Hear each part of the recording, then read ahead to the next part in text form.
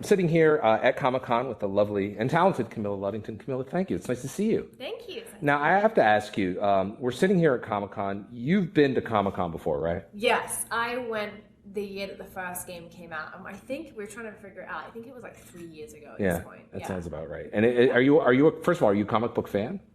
A comic book fan? Yeah. I collected comic books when I was really young. Okay.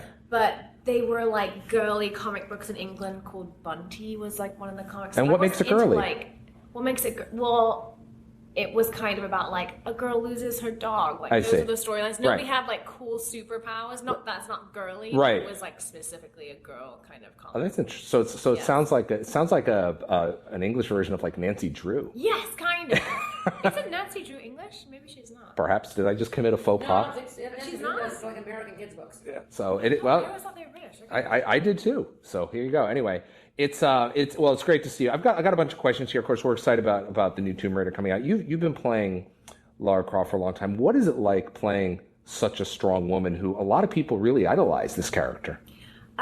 It's pretty obviously it's really incredible. Yeah. What I like about her in this reboot of both of these games is that she is flawed and she is human. And I think that means that there's room always for growth with her. Right.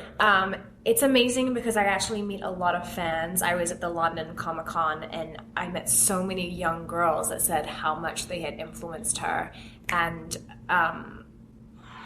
how she had influenced them and how, the fact that she does strive and continue in these like incredibly like terrible circumstances is inspirational to them. Yeah. So, suddenly I realized that the games were sort of affecting people in a way that I hadn't imagined. Right. And so now it's become even more of sort of this amazing, incredible thing that I get to be part of. Is it as an actress, is it hard for you to, when you go in and do a video game, I mean, certainly when you're doing a movie or a television show, the scripts are a little bit smaller. Is it harder when someone hands you a 600-page script or whatever it is to do a Tomb Raider game? And it's got to be daunting. It is. You know what we did that was different for the second game that really helped that we didn't do for the first game? In the second game, we actually did a table read. And if people don't know what that is, it's just where you literally sit around with all the writers, everybody involved in the game, and you read the game from beginning to end. Wow. It takes absolutely forever. Sure. But it's something that we didn't do in the first game, and it really helped get me to understand exactly where she was going within the second game and the points in which she sort of, gets beaten down and steps back up and again, the growth of her character and everything. So that really helped. Does it help you because you can stop and ask the writers, so how do you want this line delivered? Is that what it means? It's not that. It's more that it's not really about how you want something delivered. It's just that when you're reading a story out loud, you begin to see what works and what doesn't work. And so sometimes specifically after that table read, we spent another couple hours actually going back over the story and saying like, this jump within these two scenes doesn't make sense, or you need something here, or the writers would say, okay, you know what, I don't think she would say that now that I'm hearing it out loud. It really helps. And we do that for TV and film too. Sure. So, but that was the first time that I had done it for a game or table read. So it was really informative. Now, which leads me to the next question is, what do you like most about Lara Croft? Wow. I think her perseverance is inspiring. Mm-hmm. Obviously, she has, especially going into the second game, she's been through so much that I feel like a lot of people would sort of just end up in like a deep depression over it. And for her, it drives her through the second game, mm-hmm. all of her experiences, everything that's haunted her. And so I think that that's something that, is kind of wonderful about her. And the fact that she is encouraging to other young girls is great. Now, you play video games, right? Oh, horribly. Like really badly, yeah. But when you play Tomb Raider, what's it like to hear yourself on the game and be playing as yourself? As your voice? It's really weird because I feel there's obviously a separation, but like I think that I kind of cringe over moments where she like dies in excruciating ways, even more so. Well, and I wanted to talk to you about that because I played the first one, the second one. How many takes did you have to do of and screams and grunts and groans? Actually, I do want to talk about this too. Okay. When we were doing the second game, there are many sounds that sound really similar to the first game. Sure. And I was thinking, like, do I really have to make a Right. noise again? I've made 40,000 of them for the first game. Surely you can pull. Take some of those. You've already got them. Every single sound made for the second game is brand new. Is recorded for the second game. It's recorded for the second game. It's not something that they could pull because, there are only so many ways you can sound like you're drowning. Right. Or getting impaled. Or stabbed. Right. Every sound is new. Right. I was really hoping to like kind of skip out on some of the. Yeah, you got that already. Yeah, exactly. But no, absolutely not. They put me through the ringer all again. But it's. I mean, there's so much going on in terms of the you acting. It's got to be exhausting. How many different sessions have you done? Oh my god. Because I mean, certainly you can't do it all in one. It's been over about a 2-year period. Yeah. Time, maybe a year and a half. Yeah. You just keep going back and just doing pickups and. Basically every day that I have off from Grey's Anatomy goes to Tomb Raider. Really? Yeah. Wow. So I'm constantly hopping back and forth. Like I have a joke on set of Grey's that I save lives during the day and then I kill people at night. Right. Because that's what it feels like. It feels like I have 2 different personalities. Have you been to Seattle, by the way? I have not. Really? No, not yet. Okay. We need to get you up there. It's people are really excited about the game coming out this year. Is shooting the video game itself, do you do any of the motion capture? I do all of the motion capture, except for once in a while, I think for insurance purposes, they will bring in someone to do like specific stunts. Right. But yeah, for the most part, like I would say 90% it's me because I think that there obviously is a style or physicality that I have that they want to capture as much of as possible. Right. So yeah, it's pretty much all me. Are you able to do some of the voice work at that point as well? Or do you have to do the voice work separately in a studio and then go do this physical work? Or is there somehow to do both at once? When it cuts to scenes within the game, right. That is me, motion capture. Uh-huh. And then in-game, I want to say that is mostly voiceover. Right. Yeah, because I mean, as much as you would like to see me walk around for 2 hours within a right. motion capture, there's no need for it. Right. So, but they do capture as much as they can in motion. Yeah, because they can just take your emotions and then recreate you as it were. Yeah. And this is also the first time that we used MOVA, which was really fun, which is like a new technology. Okay.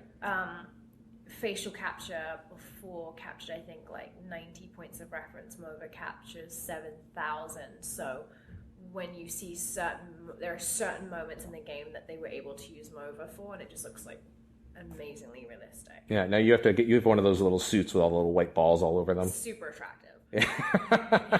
Nothing like that, right?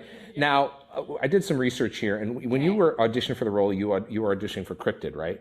I did. Right? Yes. Now, what was that like when you found out that you actually got Lara Croft? That's got to be amazing. You go in for one role and you come out with the role. Yeah, her name was Sarah. Uh-huh. I remember reading the breakdown and thinking that she sounded like Lara Croft. She reminded me of her. So I actually went in wearing shorts and a tank top. Right. As you do. And I still really honestly had no idea that it was Tomb Raider, and then when I found out, I was like, oh my god. Actually, I think I sort of felt the stress of taking on someone so iconic because she was so loved. Now, were you aware of how loved she was before you went in? So you grew up a little bit of being aware of her. Oh yeah, I mean, yeah. I would think that like even if you're not a gamer and you have no clue about games, like everyone knows who Lara Croft is. Right.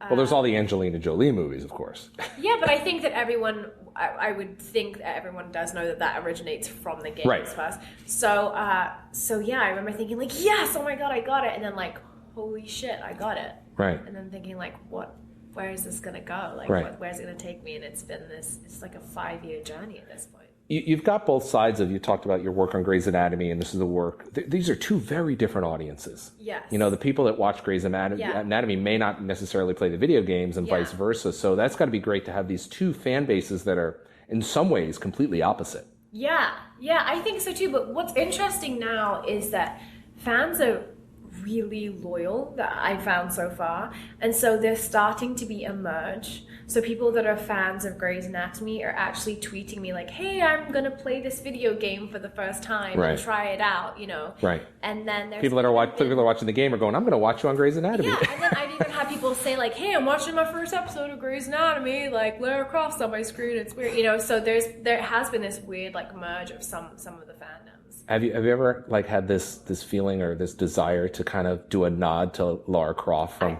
I wanted to. From you kind of do a crossover somehow? Yeah. No, I actually haven't felt that way in Tomb Raider. Right. But I felt that way on Grey's. There was an episode where it was a Halloween episode. Right. And they were going through what I could wear. Oh, you had to. And I at first I was like, it would be kind of funny if I sort of looked a little like Lara Crofty. And also in the house that we share, me and my on-screen boyfriend we share, there's a bunch of video games out. Right. And I'm always like wanting to, I think we'd have to clear it with like a million people, but I always want Tomb Raider on the table. Because that's the stuff the audience loves.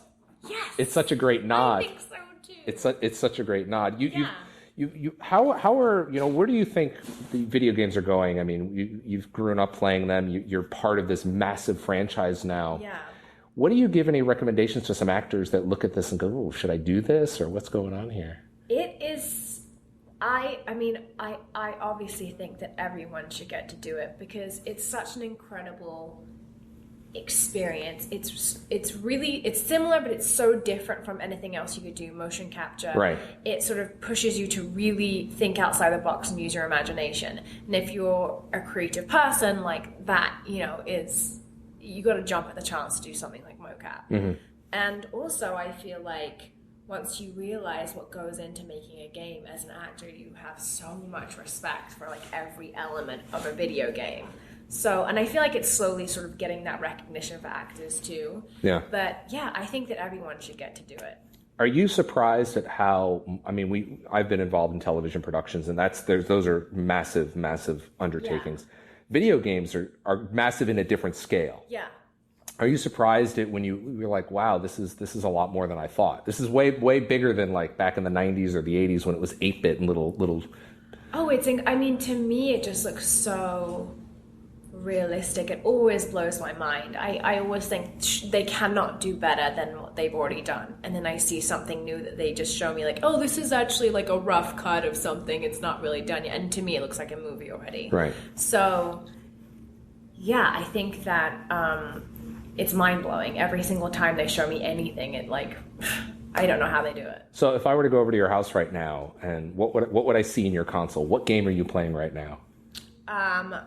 I do have an Xbox and a Tomb Raider Xbox, and that actually does have Tomb Raider in because my friends come over. I don't know why they like to do this. They like to come over and play it when I'm there. They think it's funny for some reason. I don't know why. And what are you doing? What are you doing really at this point? Are you like just kind of? I'm just trying to like, you know, make some dinner or whatever it is. But they, for some reason, when they come over, my friends want to play Tomb Raider. That's weird. So I think that is what's in my Xbox right now. And they always want to get spoilers and they get so mad because I can't tell them anything. Right. Like you and I talked before we started recording here, like, I told you, so we don't want to have any spoilers because I hate spoilers too, right? I hate, well, sometimes, I think it's very hard not to like read spoilers too. Right. You know, now with social media, I feel like everything's everywhere. Are you excited for the new Star Wars film at the end of the year? Yes, I watched the trailer like 1,000 times. Right? Yeah. Like when Han Solo comes on screen, did you go, oh my God? Yeah. Right? Yeah, and I'm interested to see what Adam Driver does. Yeah. And the new little one that's like a ball. Right, the little ball, the little R2-D2 ball. Yeah. And I heard that J.J. Abrams like made everything. Like nothing's like really. Have you worked with J.J. yet? No, not yet. We need to. Maybe, I think he's floating around here sometime. Is he? Yeah, I think there's supposed to be a Star Wars event here. Float on an air. Well, listen, Camilla, we're going to let you go. Thank you so much for your time today. I really appreciate all the great work you've done, and we're big fans here. So thanks again. Cool. Thank you so much.